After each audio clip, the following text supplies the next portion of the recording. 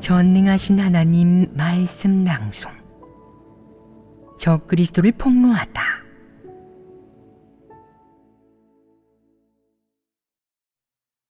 제9조. 두각을 드러내고 자신의 이익과 야심을 충족하기 위해 본분을 이행할 뿐 하나님 집의 이익은 생각조차 하지 않고 심지어는 하나님 집의 이익을 팔아넘기며 하나님 집의 이익을 대가로 개인의 명예를 얻는다.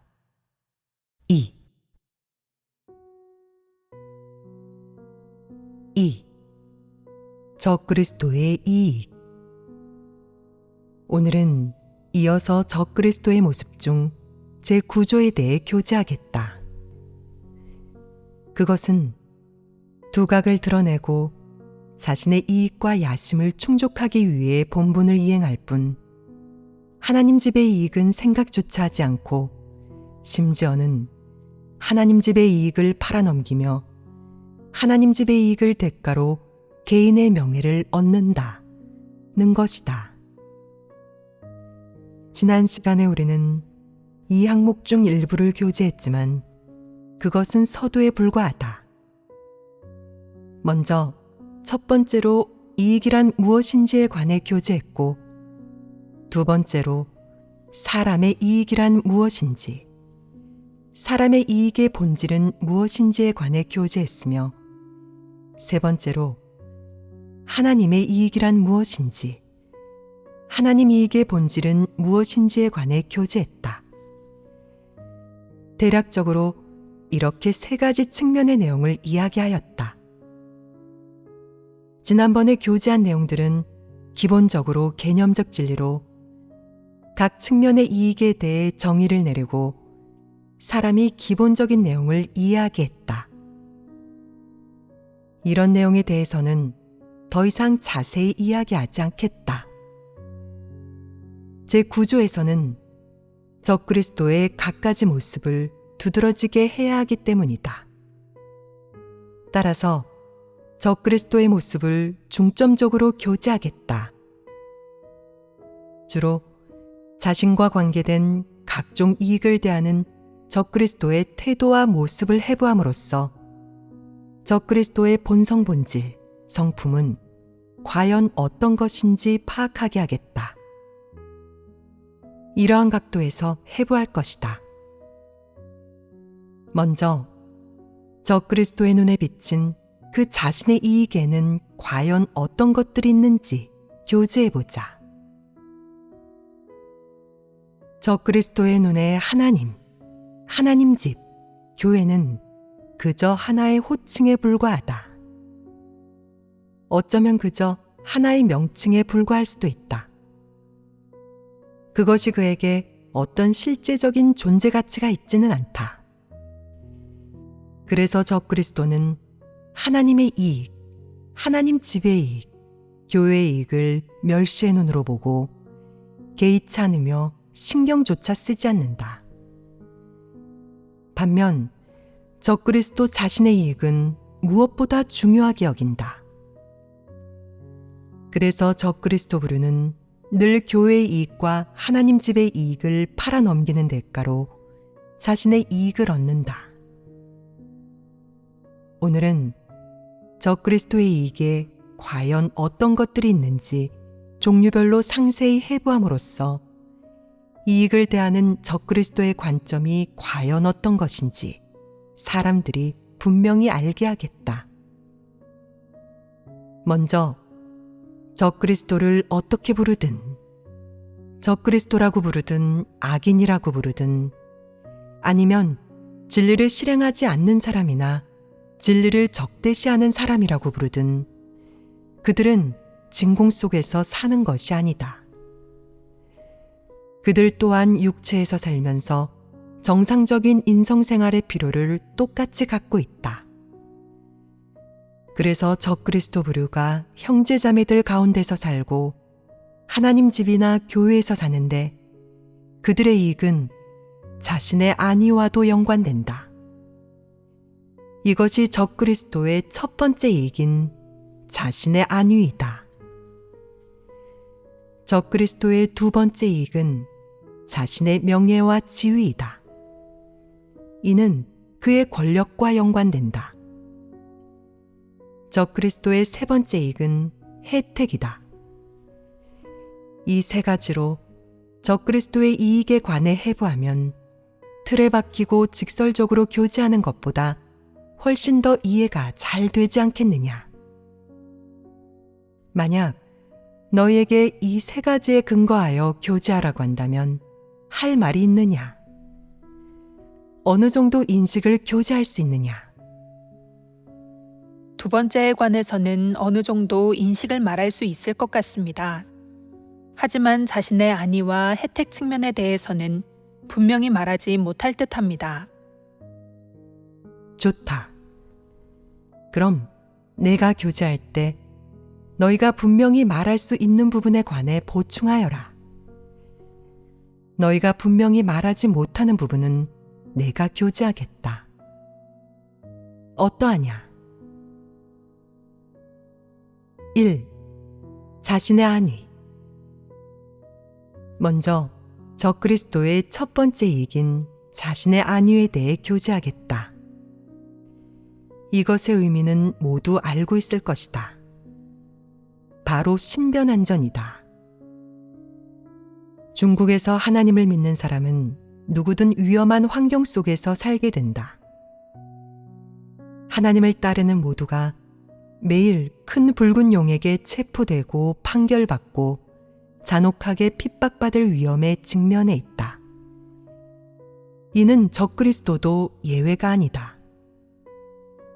그는 하나님 집에서 적그리스도로 규정되었지만 큰 붉은 용은 종교계와 손을 잡고 줄곧 하나님의 교회와 하나님의 선민들을 극력으로 진압하고 박해하기에 적그리스도도 자연히 이러한 거시적 환경에 처해 있어 체포될 상황이 오면 벗어나지 못한다. 그러므로 그 역시 수시로 자신의 안전 문제를 마주해야 한다. 이는 자신의 안전 문제를 대하는 적그리스도의 태도와 연관된다. 이 항목에서는 주로 자신의 안위를 대하는 적그리스도의 태도에 관해 교제하겠다. 그럼 그는 어떤 태도를 보이느냐? 적그리스도는 온 힘을 다해 자신의 안전을 지킨다. 그는 이렇게 생각한다. 나는 절대적으로 안전해야 해. 다른 누가 잡혀가도 나는 잡혀선 안 돼. 또 그는 이 일을 대함에 있어 수시로 하나님 앞에 나아와 기도하며 문제가 생기지 않도록 지켜달라고 구한다. 어찌됐든 자신이 교회 리더의 사역을 하니 하나님은 마땅히 자신을 지켜주어야 한다고 생각하는 것이다. 자신의 안위를 위해, 잡혀가지 않기 위해, 모든 박해에서 벗어나 자신이 안전한 환경에 처하기 위해 적그리스도는 수시로 일신의 안전을 위해 간구하고 기도한다.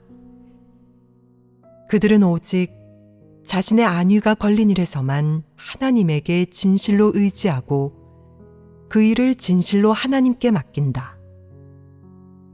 이 일에서는 믿음이 있고 하나님을 의지하는 마음도 진실하다. 그들은 자신의 안전을 지켜달라고 하나님께 기도하며 간구하는 데 신경 쓸 뿐 교회 사역이나 자신의 본분은 신경 쓸 겨를도 없다. 그들의 사역 원칙은 자신의 안전을 1순위에 두는 것이다.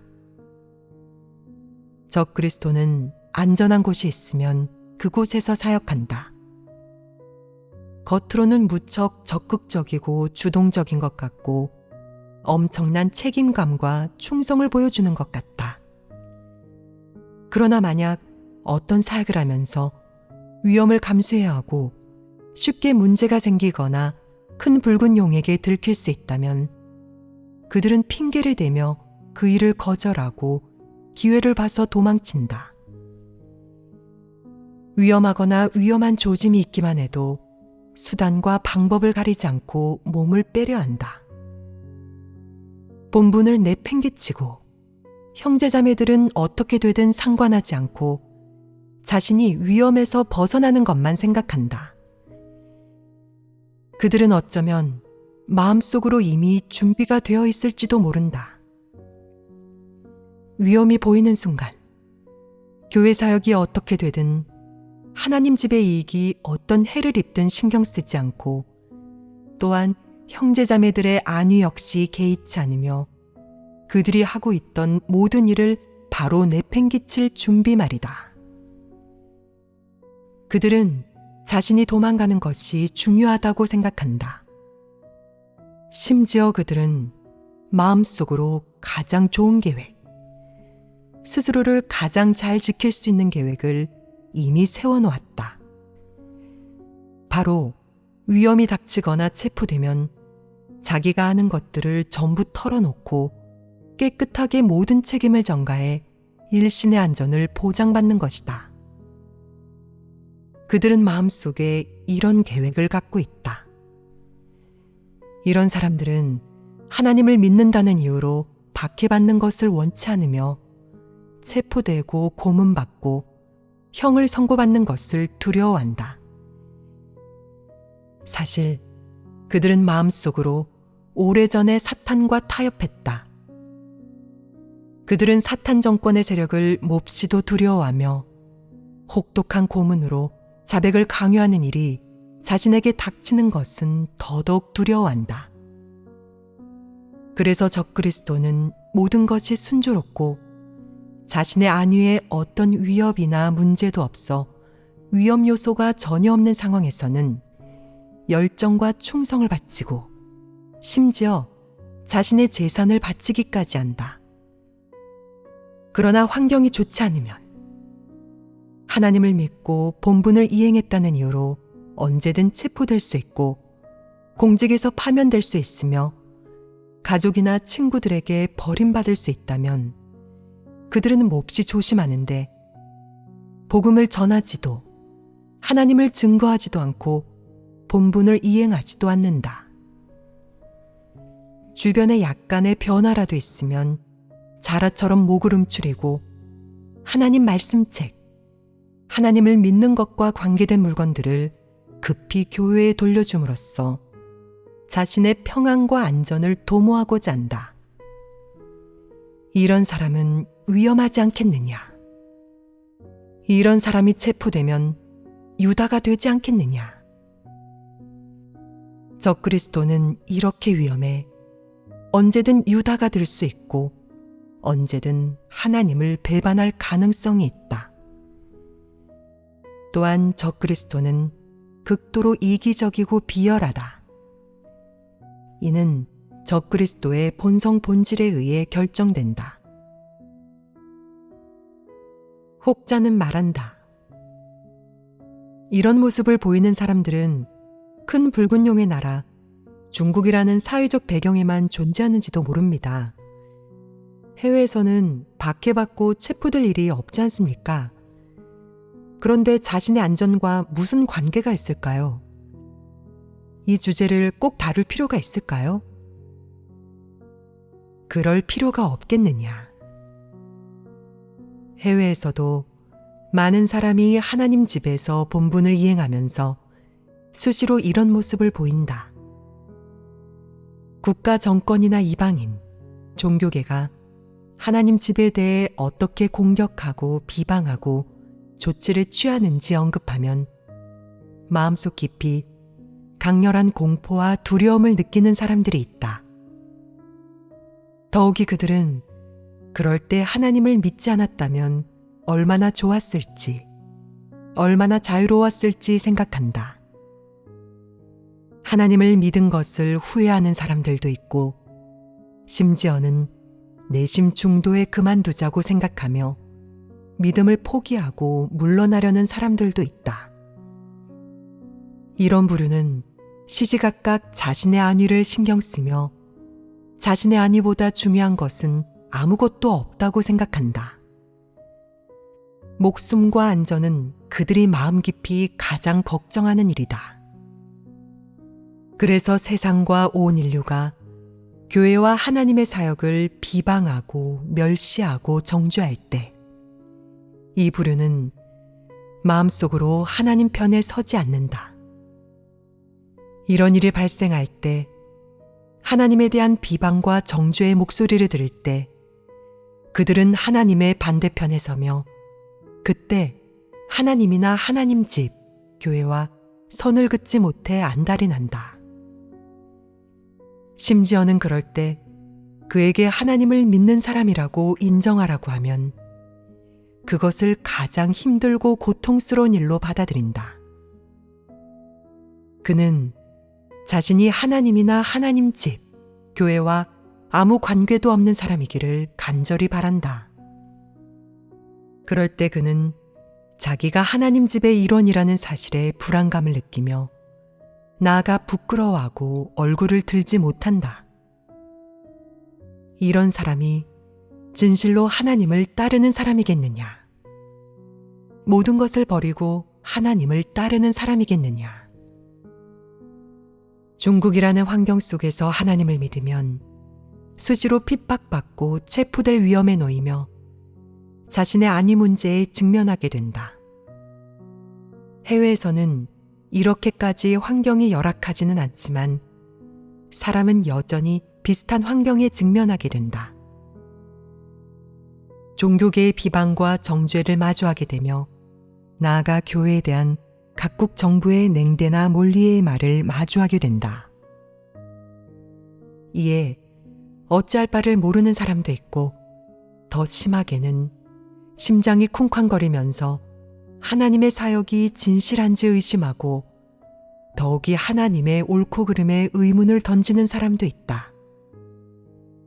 따라서 그들은 늘 자신의 안위를 고려하기에 마음을 가라앉히고 하나님 집에서 착실하게 본분을 이행하지 못한다.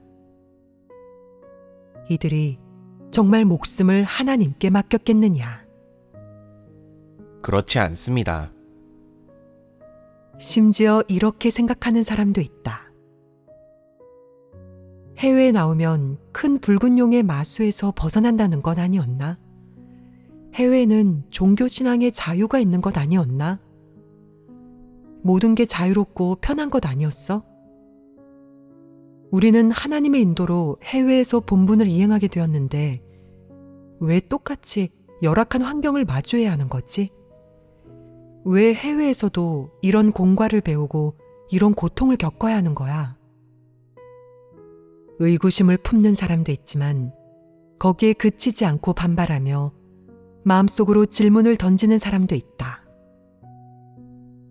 정말 참도이고 하나님의 사역이라면 왜 충심으로 본분을 이행하는 우리가, 모든 것을 버리고 하나님을 위해 헌신하는 우리가 이 세상에서 이렇게 불공평한 대우를 받아야 하는 거지? 그들은 이해하지 못한다. 이해하지 못하기에, 자신의 안위를 무엇보다 중요하게 생각하기에 이런 몰리에는 하나님에 대한 원망과 의심으로 변한다. 이런 것 아니겠느냐?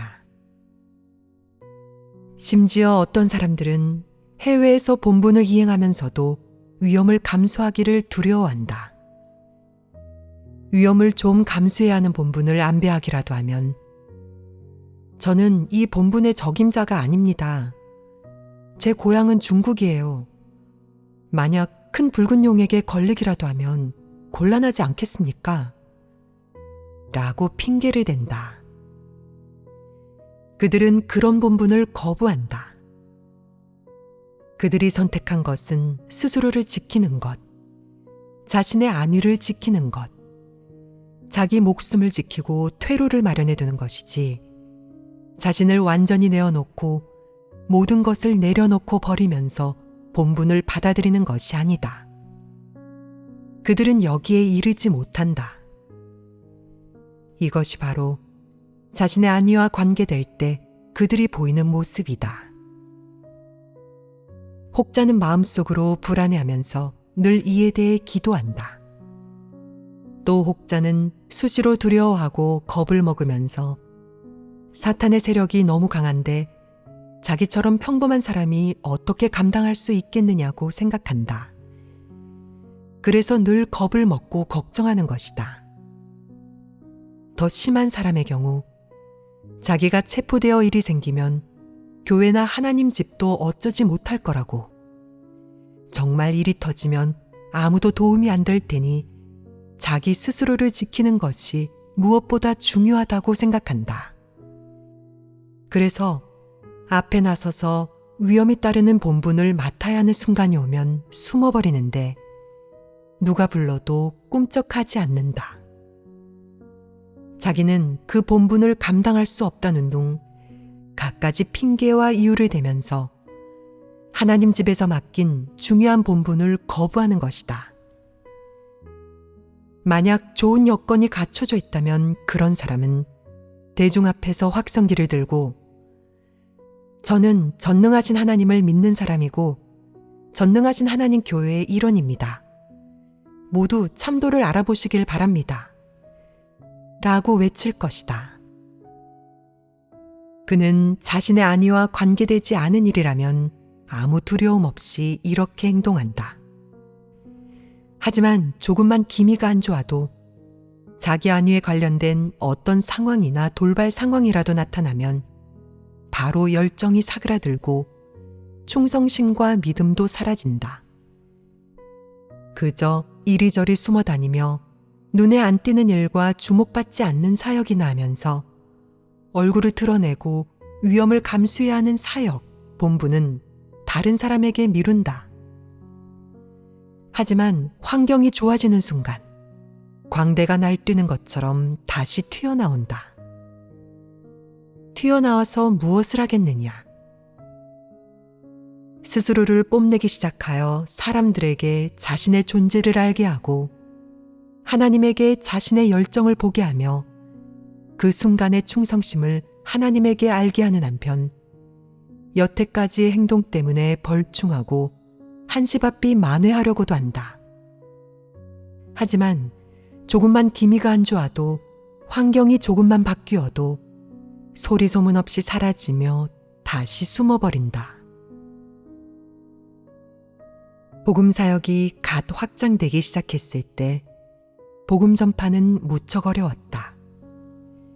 그때는 복음 전파 인원이 많지 않은 데다가 그들이 깨달은 진리도 얕아서 사람들의 종교관념에 대해 분명하게 분별하지 못했다. 그래서 사람을 얻기가 무척 어려운 데다가 복음을 전하는 과정에서 위험까지 감수해야 했다. 인성이 좋은 사람을 만나면 기껏해야 복음을 받아들이지 않으면 끝이었다. 그가 너를 때리거나 욕하는 일은 없었고 관계를 유지해두면 앞으로 그를 얻을 가능성도 있었다. 이는 그래도 성과가 있는 것이었다.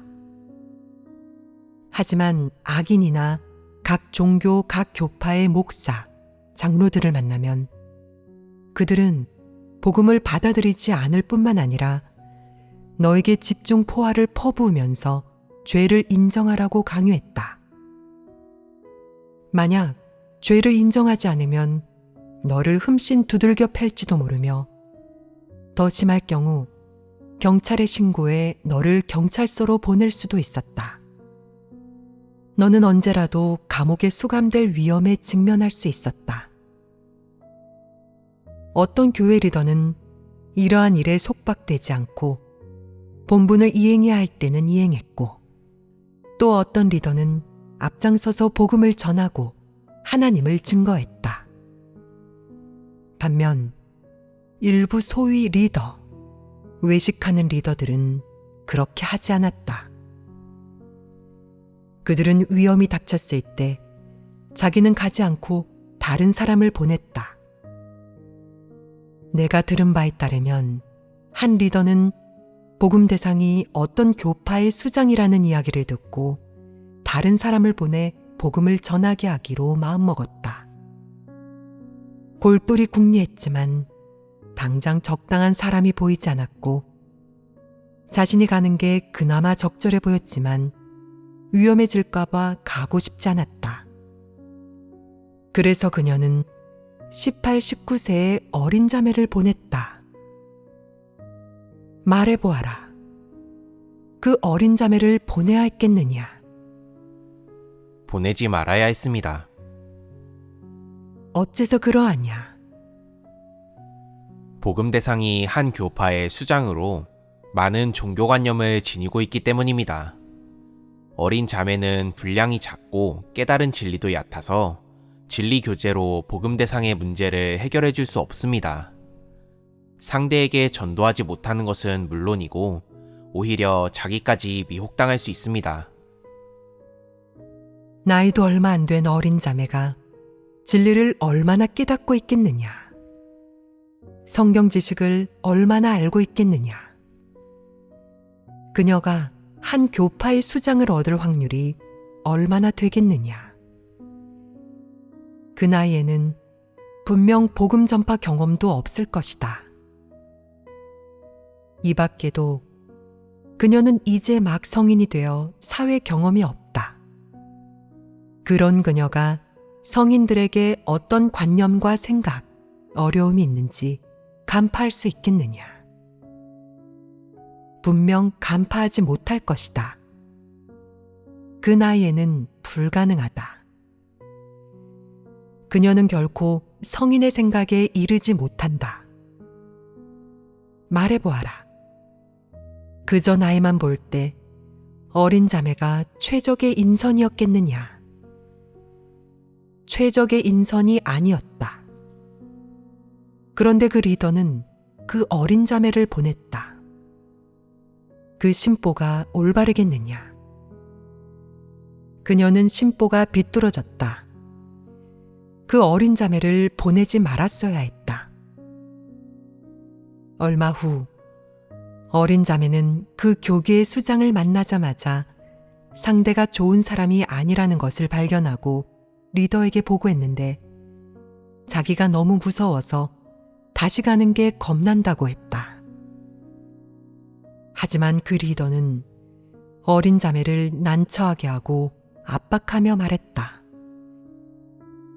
안 돼요. 이건 당신의 본분이라고요. 반드시 가야 합니다. 압박을 받은 자매는 눈물까지 흘리며 말했다. 제 본분이니 가야겠죠. 하지만 저는 이 본분을 감당하지 못합니다. 정말 못한다고요. 그런데도 리더는 고집을 부리며 계속 말했다. 못하더라도 가야 해요. 다른 사람이 없으니 당신이 가야 한다고요. 이는 어떤 리더냐? 그녀는 위험이 닥쳤을 때 자기 자신을 지키고 물러났을 뿐만 아니라 다른 사람을 위험에 처하게 했으며 다른 사람이 감당하지 못한다고 말하고 심지어 놀라서 계속 우는 상황에서도 동의하지 않았다. 이는 어떤 인간이냐? 이런 자가 사람이냐? 사람이 아니다. 그녀는 형제자매의 안위를 고려하지 않고 자기만 생각했으며 심지어 다른 사람의 안전과 자신의 이익을 맞바꾼다. 이는 도박꾼 부모가 돈을 다 잃자 빚을 갚는 대신 딸을 내놓는 것과 같은데 난관을 해결하고 재난을 피하기 위해 가장 가까운 사람을 내놓고 자신의 행복과 맞바꾸는 것과 같은 것이다. 이는 어떤 인간이냐? 이런 자에게 인성이 있겠느냐? 인성이라고는 찾아볼 수도 없다. 이것 하나만 보아도 이 부류를 적그리스도로 규정할 수 있지 않겠느냐? 충분히 그럴 수 있다. 혹자는 그가 그렇게 한 건 교회 사역과 복음 전파를 위한 것이었습니다. 그러니 좋은 뜻에서 그런 것 아니겠습니까? 하나님 집의 이익을 지키는 것 아닐까요? 어떻게 적그리스도라고 규정하실 수 있는 겁니까? 라고 말하는데 이렇게 생각하는 사람이 있느냐? 이렇게 말할 수 있겠느냐? 그럼 말해보아라. 이 일은 과연 어떤 성질의 문제냐? 그 리더는 자기 이익과 안위를 위해 다른 사람의 목숨과 안전을 대가로 지불했습니다. 그러니까 속셈을 품고 다른 일을 불구덩이로 떠민 것이죠. 그녀의 인성은 더없이 악독합니다. 좀 더 분명하게 말하자면 그 리더는 어린 자매가 그 사역을 결코 감당할 수 없다는 사실을 잘 알면서도 스스로를 지키려고 그렇게 안배한 것이었다. 동시에 자신의 본분 이행에 대해 보고할 수 있도록 다른 사람의 이익과 안위를 희생함으로써 개인의 목적을 이루려고 한 것이었다. 그녀는 이런 속셈을 지니고 있었다. 그녀는 누가 이 사역을 감당할 수 있을지, 누가 그 복음 대상을 얻을 수 있을지, 누가 이 사역에서 성과를 낼 수 있을지 등을 전혀 고려하지 않았고 최적의 인선을 찾지도 않았다. 이런 행동의 본질은 본분을 위한 것도 충성심과 책임을 다하기 위한 것도 아니다. 그것은 상부에 보고하기 위한 것이고 다른 이의 이익을 희생하고 나아가 남을 해하는 것으로 자신을 지키기 위한 것이었다. 남을 해하는 행동으로 스스로를 지키고 자기 목적을 달성하려는 것이었다. 이런 본질 아니겠느냐? 본질은 이런 것이다. 그러므로 이 리더의 행동은 적그리스도의 행동이라고 규정할 수 있다. 근원이 여기에 있지 않겠느냐?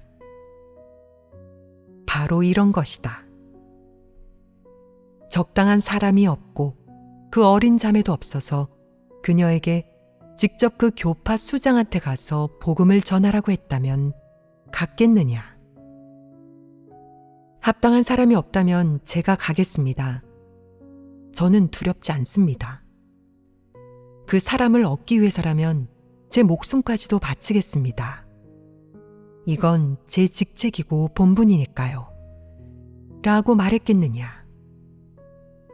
그녀가 이렇게 행동할 수 있겠느냐? 그렇게 할 수 없습니다. 어째서 그렇게 할 수 없다고 하느냐? 우리는 억측하는 것이 아니다. 그럼 무엇에 근거하여 그녀가 그렇게 행동할 수 없다고 말하느냐? 그녀는 정말로 성과를 내고 복음 대상을 얻기 위해 본분을 이행하는 것이 아닙니다. 그래서 대충 형식만 취하며 어린 자매를 보낸 거고요. 그 어린 자매가 없었다 해도 복음 상대를 얻기 위해 자기가 직접 가는 일은 없었을 것입니다. 그렇다. 바로 그런 것이다. 주변에 합당한 사람이 없다면 자기가 가야 하는 것 아니겠느냐? 만약 그녀가 정말 본분에 충성을 다하고 자기 안위를 고려하지 않았다면 어린 자매를 보내는 게 아니라 자기가 갔을 것이다. 그녀가 가지 않았다는 것은 어떤 문제를 설명해 주느냐? 그녀가 자신의 안위와 이익을 지키려고 했음을 설명해 줍니다. 그렇다. 바로 그런 것이다. 만약 그녀가 본분에 충성심이 있었다면 직접 그 중임을 짊어졌을 것이다. 하지만 그녀는 그렇게 하지 않고 대신 가장 부적합한 사람을 보냈다. 가장 부적합한 사람을 가장 위험한 곳에 보냄으로써 자기는 위험을 피하고 스스로를 지키려는 목적을 이루려 했다. 이것이 그녀의 속내 아니겠느냐? 이것이 바로 적그리스도의 행위이다. 이는 사람을 안배하는 측면에 관한 것이다. 큰 붉은 용은 중국 대륙에서 줄곧 하나님을 믿는 사람들을 잔혹하게 진압하고 체포하며 박해해왔고, 하나님을 믿는 사람들은 늘 위험한 환경에 직면해왔다. 일례로 중국 정부는 갖가지 명목으로 하나님을 믿는 사람들을 수색하고 체포한다. 그 과정에서 적그리스도가 거주하는 지역을 찾아냈을 때 적그리스도는 가장 먼저 무엇을 생각하겠느냐? 그는 교회의 사역을 타당하게 안배할 생각을 하는 게 아니라 어떻게 해야 그 위험한 상황에서 벗어날까 하는 생각을 한다. 교회가 진압당하고 신자들이 체포될 때 적그리스도는 뒷수습을 하는 법이 없다. 교회의 중요한 물자나 인력을 안배하지도 않고 그저 갖가지 이유와 핑계를 대며 자기만 안전한 곳에 가서 정착하면 그만이다. 그 자신의 신변 안전이 보장되면 교회 사역, 인원, 물자 등 배치에 기본적으로 직접 개입하지 않고 물어보지도 않으며 나아가 구체적으로 안배하지도 않는다. 결국 적시에 안전한 곳으로 이동되지 못한 교회 물자와 돈이 큰 붉은 용에게 대거 갈취당하고 강탈당해 교회에 크나큰 손실이 생기고 더 많은 형제자매가 체포되는 결과가 야기된다. 이는 적그리스도가 사역에 책임을 지지 않아 생긴 일이다. 적그리스도의 마음속 깊은 곳 1순위는 자신의 개인적인 안전이다. 이는 그가 시시각각 주의를 기울여야 한다고 스스로에게 일깨우는 문제이다. 그는 이렇게 생각한다. 절대 일이 생겨선 안 돼. 다른 사람 누가 잡혀가도 나는 잡히면 안 된다고. 나는 편히 살다가 하나님의 사역이 끝날 때 하나님과 함께 영광을 얻어야 한단 말이야. 내가 잡혀가면 유다가 될 거야. 그렇게 되면 다 끝장이야. 종착지는 사라지고 징벌을 받게 되겠지. 그래서 그는 어떤 지역에 가서 사역을 할 때마다 먼저 어느 집이 가장 안전한지, 어느 집이 세력이 있는지, 어디에 머물면 정부의 수색과 체포를 피하고 마음 편히 지낼 수 있는지 알아본다. 그 다음으로는 어느 집이 매끼 고기를 먹고 여름에는 에어컨을, 겨울에는 히터를 켤 수 있는 좋은 생활 여건을 갖추었는지 알아본다. 이 밖에도 누가 하나님을 믿는데 비교적 열정적이며 토대를 갖추고 있는지, 일이 터졌을 때 누가 그를 지켜줄 수 있는지 등을 알아본다. 그는 가장 먼저 이런 것들을 알아본다. 다 알아보고 자신이 머물 만한 곳을 정한 뒤에는 어느 정도 표면적인 사역을 한다. 메시지를 보내고 말로 어떤 소식이나 사역 지침을 전달하는 것이다. 내가 보기에 적그리스도가 사역할 줄 아느냐? 자신의 신변 안전을 위해 이렇게 세심하고 적절하게 안배하는 것을 보면 구체적인 사역을 할 줄 알고 마음속으로 어떻게 해야 하는지 알고 있는 것 같다. 하지만 그는 심보가 곱지 못하고 오직 이익만을 꾀하며 진리를 싫어하기에 설령 자신의 행동이 진리에 어긋나고 이기적이고 비열하다는 것을 안다고 할지라도 고집을 부리며 막무가내로 행동하려 한다. 그의 모든 행동은 자신의 신변 안전을 위한 것이다. 그는 자신이 제대로 자리를 잡은 후 자신에게 일이 생기거나 위협이 닥치지 않을 거라고 판단되면 그 다음으로 얼마간 표면적인 일을 한다. 적그리스도는 몹시 세밀하게 일을 처리하고 안배하지만 그것도 대상이 누군지에 따라 달라진다. 자신의 이익과 관계된 일은 아주 주도 면밀하게 처리하지만 교회 사역이나 그의 본분 범위 안에 있는 일을 할 때는 이기적이고 비열하며 무책임한데 양심과 이성이 전혀 없는 모습을 보인다. 이러한 모습 때문에 그를 적그리스도라고 규정하는 것이다. 자질을 논하자면 그는 자신의 안위를 이렇게까지 완벽하고 세심하게 또 구체적으로 고려하니 자질이 떨어지는 것이 아니고 머리도 좀 굴러갈 것이다. 하나님 집 사역도 능히 감당할 수 있을 것이다. 사역을 감당할 수 있다는 측면에서 본다면 그는 적그리스도라고 불려서는 안 된다. 그런데 왜 그는 적그리스도라고 불리겠느냐? 이는 그의 본질에 따라 보아야 하는데 그가 진리를 받아들이고 실행할 수 있는지, 진리를 추구하는 사람인지에 따라 결정된다. 그는 자기가 머무는 환경, 먹고 마시는 것, 그리고 자신의 안전 문제는 더없이 완벽하고 구체적으로 고려하지만 하나님 집 사역과 관계되면 사람이 180도 달라져서 매우 이기적이고 비열하게 굴며 하나님의 뜻을 전혀 헤아리지 않는다. 이런 자는 절대 진리를 추구하는 사람이 아니다. 적그리스도는 하나님 집의 사역이나 상부의 사역 지침을 대할 때는 그저 거른다. 자기가 원하거나 원치 않는 것, 자기 안위와 관계가 있거나 관계가 없는 것 등은 꼼꼼하게 따지며 거른다. 그 후 좀 쉽고 위험하지 않은 사역을 하면서 그가 놀고 먹는 것만 좋아하며 본업에 힘쓰지 않는다는 사실을 상부에서 알아채지 못하게 한다.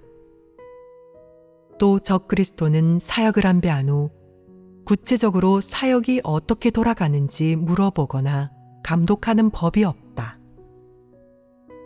예를 들어 하나님 집에서는 재물이나 각종 물자를 어떻게 안배할지, 어디에 둘지, 어떻게 보관할지, 어떤 사람들에게 보관하게 할지 등에 대해 다 구체적인 원칙과 규정이 있다. 하지만 적그리스도는 입으로 말하기만 할 뿐 안배하고 나면 그것으로 끝이다. 환경이 적당한지 신경 쓰지 않고 현장에 가서 살펴보는 법도 없이 입으로 몇 마디 하기만 할 뿐이다. 구체적으로 하나님 집의 그 물자들이 적절하고 안전하게 안배되었는지 속으로 전혀 알지도 못하고 물어보지도 알아보지도 않으며 관심은 더더욱 없다. 그래서 적그리스도가 리더 자리에 있는 동안에는 그의 사역 범위 안에서 하나님 말씀 서적이 악인들에게 압류되기도 하고 보관을 잘못해서 곰팡이가 슬기도 한다. 심지어 일부 서적이나 물자를 보관하는 장소를 책임지고 관리하는 사람이 없을 때도 있다. 적그리스도는 이런 일을 구체적으로 안배하지 않으며 나아가 물어보거나 알아보지도 않는다. 그저 안배하면 끝이고 몇 마디 하면 그것으로 끝이다. 형식만 취할 뿐 성과를 내려고는 하지 않는 것이다. 적그리스도의 이런 태도에 충성심이 보이느냐? 충성심이 보이지 않는다. 교회의 각 물자 안배에 대해 적그리스도는 관여하는 법이 없다. 물어보지 않는다는 것은 무슨 의미겠느냐? 안배조차 하지 않는다는 것이겠느냐? 사람들의 이목을 피하기 위해서 그도 형식적으로 안배는 한다. 그래야 누가 상부에 그를 고발하는 일이 없을 테니 말이다. 하지만 그는 구체적인 사역을 하는 법이 없다. 구체적인 사역이란 무엇을 의미하겠느냐? 그 물건들을 어디에 놓을지, 안전할지, 문제가 생기지는 않을지, 쥐가 파먹지는 않을지, 물에 잠기는 일은 없을지, 도둑 맞지는 않을지, 보관하는 사람이 적합한지 등에 관한 사역을 의미한다. 적그리스도는 이런 것에 관해 물어보거나 알아보거나 걱정하는 법이 없다. 그는 내가 그것들을 누릴 수 있는 것도 아니잖아. 그러니 나한테는 소중하지 않지. 내가 쓸 수 있는 것도 아닌데. 전부 다른 사람 거고 하나님 집 소유니까 나랑은 무관해. 그러니 마음을 졸이지도 않을 거야. 걱정하고 싶은 사람한테 걱정하라고 해. 나는 신경 쓰지 않을 테니까. 라고 생각하며 안배를 마치면 그것으로 끝이다. 심지어 어떤 적그리스도는 아예 안배하지도 않는다. 그는 이런 사역은 잘해도 공을 인정받지 못하고 잘못해도 추궁하는 사람이 없다고 생각한다. 누가 겨우 이 정도 일로 상부에 보고하겠어? 하나님이 이 정도 일로 나를 징벌하시겠냐고. 적그리스도는 본분을 대할 때 그저 형식만 따르고 대충 넘어가는 관점과 태도를 취할 뿐이다. 이런 것들이 자기 지위와 안위에 위협이 되지 않는 한 관리 여부에는 관심이 없다. 물건이 분실되거나 적어지거나 망가져도 그와는 무관하다. 적그리스도는 마음속으로 하나님 집의 물자는 공공재에 속하니 그것들을 전혀 걱정할 필요도 신경 쓸 필요도 없으며 그것을 관리하기 위해 어떤 에너지도 소모할 필요가 없다고 생각한다. 따라서 적그리스도는 리더 자리에 있는 동안 직무를 소홀히 하고 개인의 누림만 생각할 뿐 구체적으로 사역하는 법이 없기에 하나님 집의 각종 물자가 큰 붉은 용에게 점유되고 약탈당하거나 악인에게 강점당하는 일이 일어나기도 한다. 이런 상황이 비일비재하게 일어난다. 혹자는 그 열악한 상황 속에서 누가 그렇게 많은 것을 챙길 수 있겠습니까? 조금도 소홀히 하지 않고 작은 문제도 생기지 않게 할 수 있는 사람이 있을까요? 라고 하는데 이것이 작은 문제가 생긴 것이냐? 단언컨대 사람이 책임과 충성을 다했다면 물자 손실이 그렇게 크지는 않았을 것이며 분명 손해를 줄이고 사역 성과는 훨씬 높일 수 있었을 것이다.